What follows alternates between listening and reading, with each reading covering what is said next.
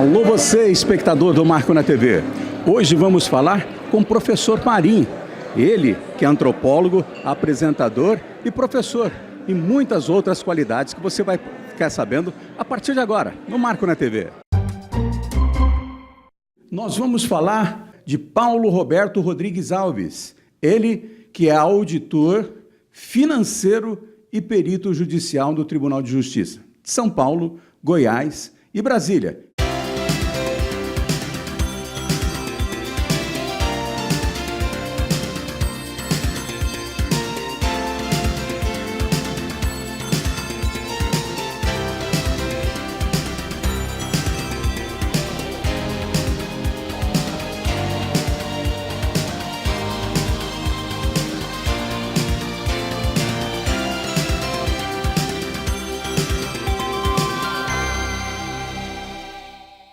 E vamos falar agora na questão do financiamento imobiliário e das pegadinhas dos contratos. Como é que é isso?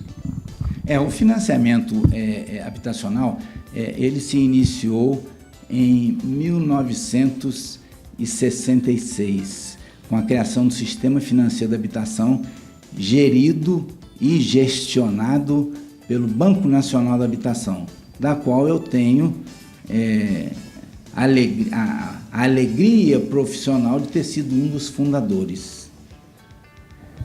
Porque nos primórdios do sistema eu estava lá, participando das resoluções de conselho, resoluções de diretoria, dando sugestões para que o banco pudesse ser melhor direcionado para a sociedade brasileira.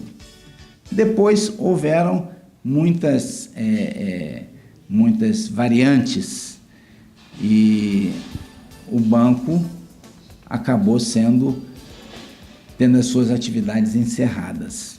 Bom, mas o que eu tenho a dizer para vocês é que existe uma tabela utilizada não só para veículos, como também para financiamentos imobiliários, que é a tabela Price, ou Sistema Francês de Amortização.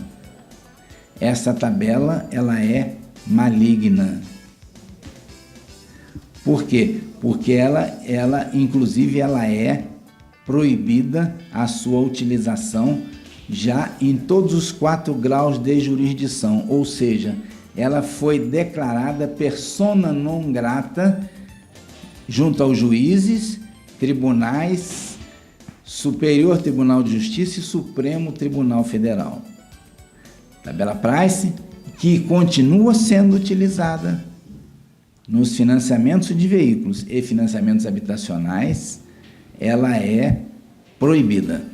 Mas eles continuam utilizando porque as pessoas desconhecem, que ela é proibida, e 2, que você pode discutir em juízo o real valor da sua responsabilidade para com aquele agente financeiro. Bom, a gente tem aquele financiamento que, com o passar do tempo, ele vai diminuindo. Tem um outro que ele vai havendo um acréscimo. Ele começa pequenininho e vai tendo um acréscimo. É esse que é o nocivo? Não, na verdade, não é assim que funciona. Nós temos hoje um financiamento bom, que é o sistema de amortizações constante. Ou seja, a amortização ela é calculada na data zero do financiamento e acrescenta-se sobre essa cota de amortização os juros e os demais encargos, taxa de administração e seguros. Esse juro ele é calculado sobre uma dívida de saldo financiado, o que se configura ilícito operacional. Porque no sistema de amortização constante, você deixa de dever aquele saldo devedor e passa a dever um número exato de prestações. Então, quando eu lhe pergunto quanto você deve, você vai dizer, eu devo 200 prestações de R$2.000. R$2.000 é o valor de hoje. Então, se eu quiser quitar o meu financiamento, eu vou pagar o quê? R$ 2.000 vezes 200 menos alguma coisa. Esse é o procedimento correto. Qual que é o procedimento adotado? Eles calculam os juros sobre um saldo devedor com base no financiamento que você fez naquela data e incorporam esses juros ao valor da sua cota de amortização. O que, no meu entendimento, e dos graus superiores dos tribunais, é ilegal. Então, nós temos que tomar cuidado, porque às vezes a cota, o sistema de amortização constante, a cota está calculada corretamente e os juros são calculados não sobre a cota, e sim sobre um saldo devedor que você aboliu ele na data zero. Então, aquela pessoa que de repente ele faz um financiamento que pode estar inserido esse contrato nocivo e ele não está conseguindo pagar, ele está perdendo o imóvel, ele pode entrar judicialmente e requerer um recálculo disso tudo ou coisa parecida? Com certeza que sim. Não só pode, como ele deve. A justiça existe para dirimir dúvidas. Quando eu e o Marco Antônio temos uma diferença de raciocínio sobre um negócio feito entre nós, nós temos que buscar a justiça para que ela possa nos dar a palavra final sobre aquele contrato firmado entre nós dois. Para que eu possa ir à presença do juiz mediante o meu advogado, eu preciso que seja feita, é necessário que seja feita uma perícia naquele contrato e naqueles pagamentos realizados, para que o perito possa detectar quais são os erros e falhas contidas naquele contrato que estão prejudicando o financiado. Então, a petição mais essa perícia, ele dá entrada em juízo e o juiz vai decidir quem está com a razão, se é o agente financeiro ou se é o financiado. Evidentemente que o que vai acontecer com as suas prestações vincendas? Normalmente o juiz determina que você faça o depósito na conta do juízo, não é na conta do juiz, viu gente? Na conta do juízo, o valor que o seu perito alegou ser o verdadeiro. Se você ganhar, o depósito já está realizado. Se você perder, a diferença entre o que você depositou e aquilo que o juiz sentenciou, você pode pagar à vista ou você pode se ajustar com o seu agente financeiro. Essa decisão do juiz de primeiro grau, que é aquele juiz que você vai lá no fórum, ela pode ser contestada tanto pelo financiado como pelo agente financeiro. Pode ser contestada e entrar com grau de recurso até o STJ. Para o Supremo Tribunal Federal, somente os casos em que o erro contido no contrato seja um erro constitucional. Se o erro for operacional, ele vai somente até o Superior Tribunal de Justiça. E mais alguma dica que o senhor poderia estar passando? Exatamente, muitas pessoas têm adquirido, agora com mais frequência inclusive, os imóveis de leilões, e principalmente leilão da Caixa Econômica. Bom, existe a maneira, qual o método que você vai adotar para comprar esse imóvel?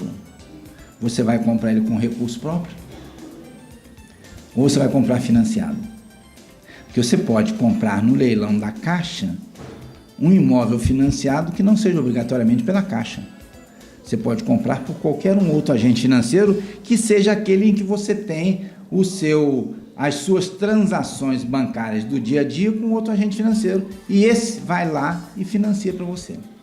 Como que ele pode fazer? Tem os agentes da Caixa Econômica que estão distribuídos pela cidade, do qual você tem que pagar um calção para que você tenha esse bem. E depois que é aprovado pela Caixa, você pode procurar qualquer outro banco para fazer o financiamento, é isso? Não. Se você tem um leilão e você se interessou por algum dos imóveis daquela lista que está dos imóveis a serem leiloados, você faz a sua proposta e diz o nome do seu agente financeiro.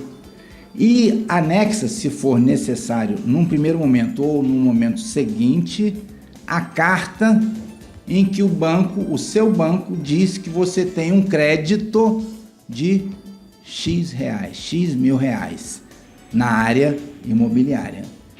Então, isso aí é um fato incontestável. Isso aí não lhe prejudica na aquisição daquele imóvel sob leilão.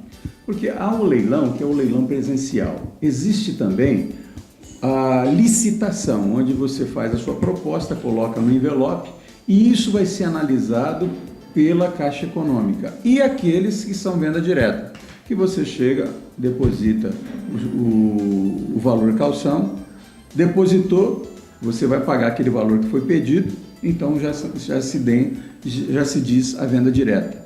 No caso da licitação, se for colocado no envelope que ele quer financiar por um outro órgão, ele não pode ser prejudicado na hora da análise dessa licitação? Absolutamente. Por quê? Porque os bancos, e a Caixa é um banco, ele tem um limite de comprometimento do seu fluxo de caixa com imóveis, bens e veículos que tenham sido retomados. Exemplo, vocês já devem ter visto leilões do Banco do Brasil. Por que o Banco do Brasil leiloa fazenda, chácaras, terrenos, veículos, caminhões? Por quê? Porque a lei diz que ele só pode ter um percentual de, se não mudou, 25% do seu fluxo de caixa. Então, quando esses 25%, quando ele faz a retomada do bem daquele que não pagou, esses 25% passam a ser às vezes 35%, 38%, 40%. Então, aí surgem o quê? Os leilões. Por quê? Porque ele tem que desovar aqueles bens que ele pegou sob execução e ele tem que devolver esses bens para o mercado, trocar os bens por dinheiro, porque ele não pode ficar com os bens em percentual que ultrapasse os 25%. Então, na verdade, o Banco do Brasil ele fez o leilão, ele vai ter esse dinheiro de volta e não necessariamente tem que ser feito financiamento com o Banco do Brasil, ele pode ser feito com outras entidades financeiras, o mesmo acontecendo com a Caixa Econômica. Exatamente, não só de repente sem financiamento, às vezes você chega, você tem o dinheiro para comprar aquele bem, você deposita a sua proposta dizendo que o recurso é próprio. E é o tipo de informação que não é passado para o consumidor, porque se você tem o leilão do Bradesco, do Banco do Brasil, da Caixa Econômica, todos acham que tem que ser feito financiamento naquela própria entidade. Absolutamente. Você não precisa nem financiar. Financiará se lhe convier dentro da análise que a sua estrutura familiar decidiu. Às vezes você tem o dinheiro para comprar aquele bem, mas lhe convém sacar o dinheiro da sua reserva para comprar um imóvel? Ou você mantém aquele seu recurso provisionado dentro de um investimento e com o fruto desse investimento você paga a prestação do seu financiamento? Bom, então, na verdade, dentro desse envelope de licitação, ele diz se você vai pagar com recursos próprios ou com financiamento. Se porventura você optou pelo financiamento, a hora que vier a aprovação, você pode optar em levar para outro banco. Você já pode até fazer constar na sua proposta que você tem um financiamento já aprovado na instituição tal. E você pode dizer que dentro da sua proposta, 50%, 30%, 40% você entrará com recurso próprio e que o saldo você vai financiar através do agente financeiro tal. Mas na hora da análise dessa proposta, a própria Caixa Econômica, porque ninguém fica sabendo o porquê que você foi reprovado. E se ele falar, não, todo mundo está querendo ir para outro banco, eu vou reprovar todo mundo. Aquele que quer fazer com a gente, eu vou aprovar. Não pode isso acontecer? Não, não pode, porque o processo de leilão, ele está sob análise, não só do Poder Judiciário, como também de todas as pessoas envolvidas. Se eu perdi, eu quero saber por quê. Você pode entrar judicialmente requerendo isso. Eu posso perguntar em juízo por que eu perdi, se eu tenho um financiamento aprovado e se eu tenho 50%, 30%, 40% do valor do bem que eu quero comprar em recurso próprio. Evidentemente que isso não pode acontecer. E se acontecer, é facilmente detectável e cancelada a operação. E uma outra pergunta também que normalmente muitas pessoas acontecem. Os agentes ou da Caixa Econômica, ou do Banco do Brasil, ou de qualquer outro banco, ele tem um bem de R$100 mil e há um calção de 10% disso para ele poder participar. Ele participa, se ele perdeu, é devolvido esses R$10 mil. Logo em seguida que ele termina isso, esse agente tem o direito do percentual imobiliário que é da comissão de imobiliárias? Não, não. Se a operação, se o meu financiamento for sucedido, sim, for em sucesso, só se estiver constando na proposta do agente financeiro e eu anuir. Eu, aceitou? Promitente financiado, aceito. Então, aquilo que é aceitado entre as partes tem força de lei. No ditado popular, o que é combinado não é caro. Não é caro. Tá certo. E à disposição também para essa vivência, essa longa vivência que tem, inclusive das pessoas que você já ajudou a resgatar o seu eu, a sua família. Aquele que tiver necessidade, aquele que se enquadrar dentro de uma dessas situações, tanto empresa quanto pessoa física, com certeza uma dessas situações aqui mencionadas ele vai estar envolvido, de forma direta ou de forma indireta. A eles, a minha mensagem: nos procurem, façam contato conosco ou com alguém da sua região, da sua cidade, que seja da sua confiança profissional. Aquela frase que a gente costuma dizer nas minhas jornadas esportivas: sempre procurando e encontrando em Cristo nosso Senhor. Até mais. Amém.